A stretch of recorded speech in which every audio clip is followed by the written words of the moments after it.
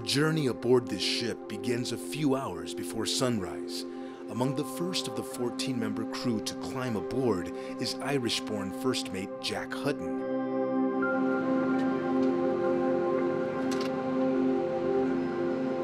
Most of the crew are volunteers from around the world.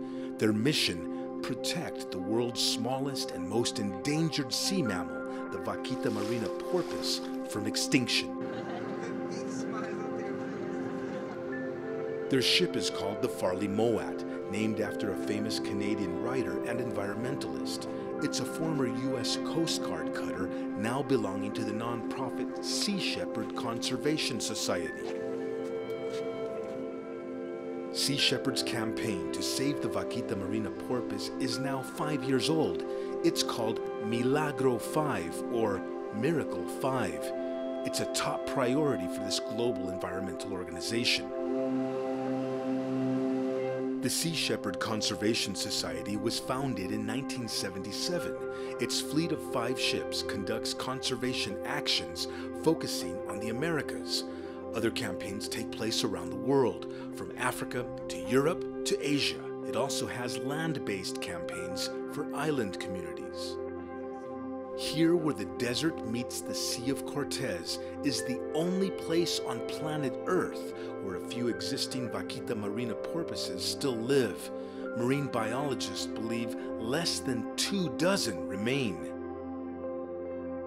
The Sea of Cortez is also home to many other species, found nowhere else on the planet. The vast array of underwater life here once inspired French ocean explorer and filmmaker Jacques Cousteau to call it the world's aquarium.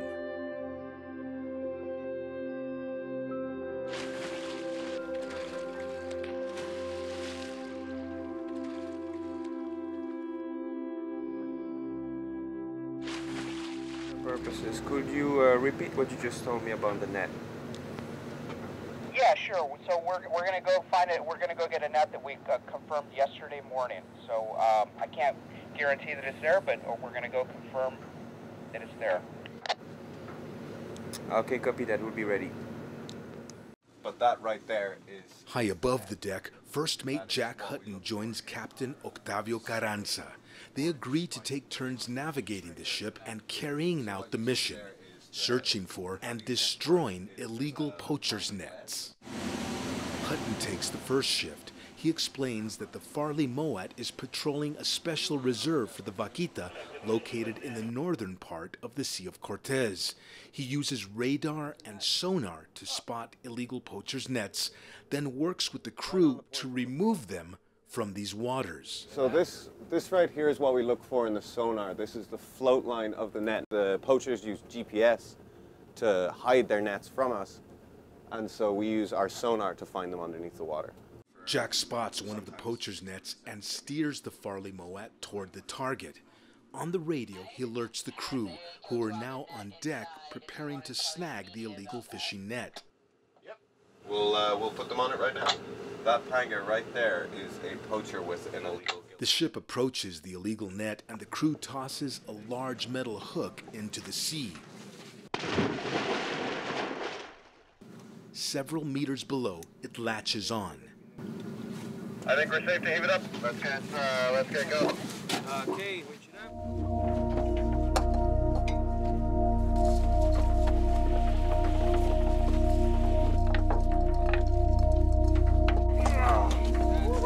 Trapped in the net, the crew finds this fish called a totoaba. It's about 1 meter long and weighs several kilos.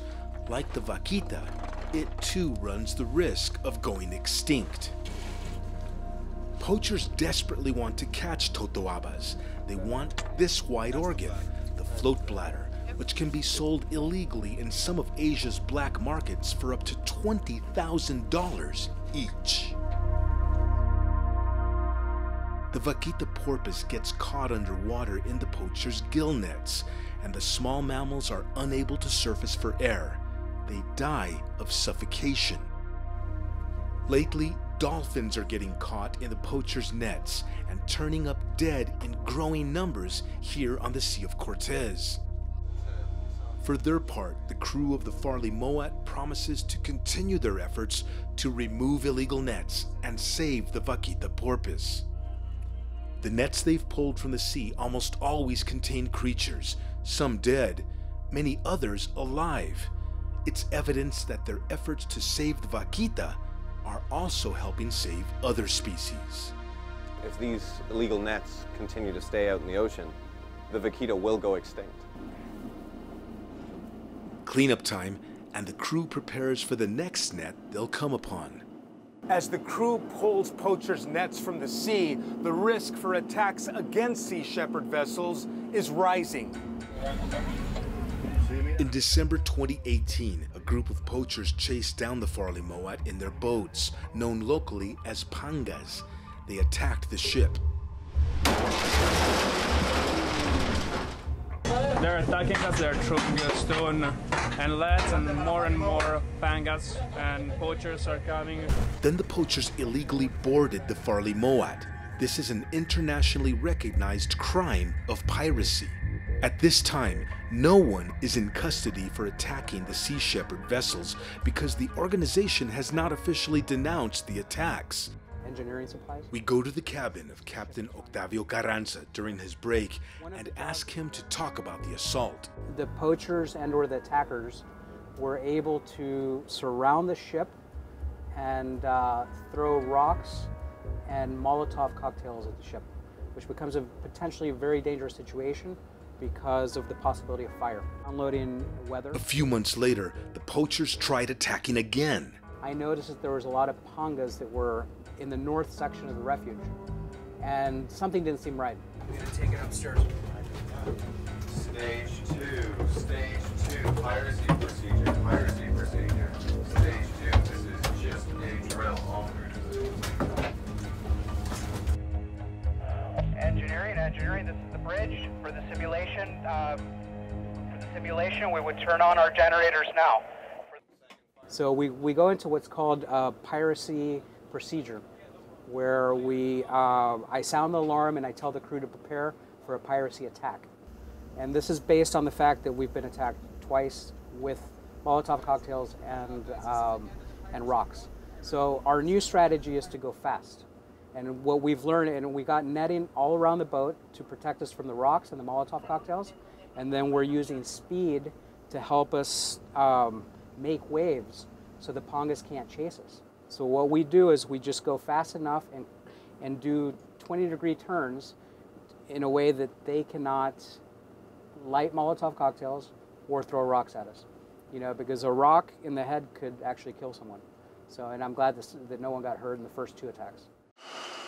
To make certain that the ship is always ready to escape at high speed, 2 professionally trained merchant marines are always on call, providing regular maintenance and repairs to the ship's 2 diesel motors, each with 16 pistons. The Mexican government fully supports Sea Shepherd's anti-poacher activities and provides combat-ready security forces aboard the Farley Moat.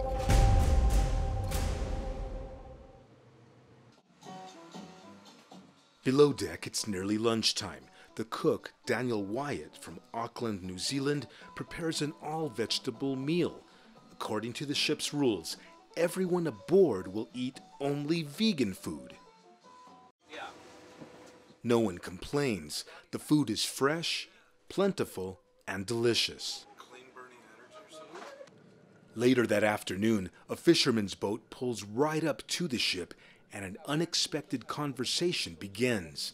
The captain has been waiting for years for this opportunity.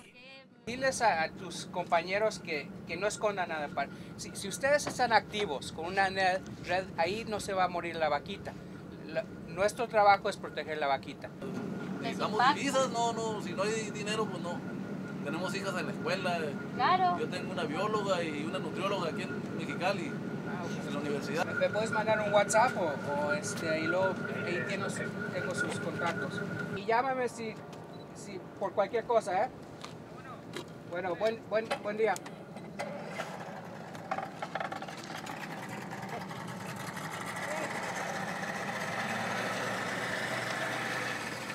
Captain Carranza explains that there is great mistrust among legitimate fishermen in this part of Mexico for the work Sea Shepherd is doing here. A meeting with them could help fix that. Today's interaction was actually a very positive first step to trying to figure out how we're gonna work together. You know, and I think it's very important because these guys are basically trying to figure out how to, they're fishing inactive or active nets versus inactive nets. But you know what? The captain tells me that during his many years as a surfer and sailor, he has seen the world's oceans deteriorate. Humans, he says, are almost always the cause. I think that the consequences are going to get worse and worse. And this comes anything from you know, using plastic bags every day to you know, the whole world basically using fossil fuels. It's like we need to start making changes now, because if we don't start making changes now, we're going to have more and more dire consequences. And the vaquita is just one example of many of what happens whenever we don't make changes. Despite his calls for humans to protect the seas and the life they hold, the poachers here are more interested in the large amounts of money they can make selling the totoaba's float bladder to illegal markets. Sea Shepherd's drone captured these images of a poacher's boat loaded with illegal cargo and fleeing Mexican authorities. A high-speed chase ensued. Watch the poachers ram their truck into a vehicle operated by Mexican Marines. Clashes erupted.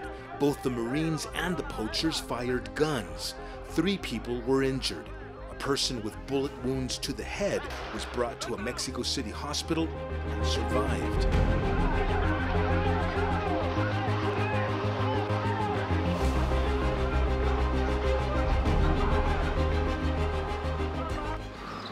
Mexican law prohibits the transport, capture, and killing of endangered species like the vaquita. Jail sentences for such offenses can run from 10 to 15 years. At this time, no one is serving jail time for killing a vaquita. The Farley Moat's crew has encountered scores of dead totoabas trapped in poachers' nets. They're happy to destroy each net they find and give away the pieces for recycling. Toward the end of our journey, I sit down for coffee with Bosun Matt Dispa. He's a seasoned sailor from France, in charge of all deckhands. During the conversation, Matt reveals he once worked for Sea Shepherd's nemesis, the industrial fishing industry. We know from experiences in the past that some species can be brought on the brink of extinction, and if they are protected at the right time, they might actually not only survive but recover and thrive again. So that's the hope we have for the vaquitas, and that's actually the hope we have for the oceans in general.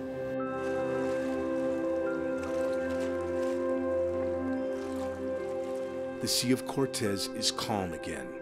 As the sun begins to set on this mission, the Farley Moat prepares for a few months of maintenance. Meantime, its crew clings to the hope that there still are a few vaquita porpoises out there swimming around in these shallow waters.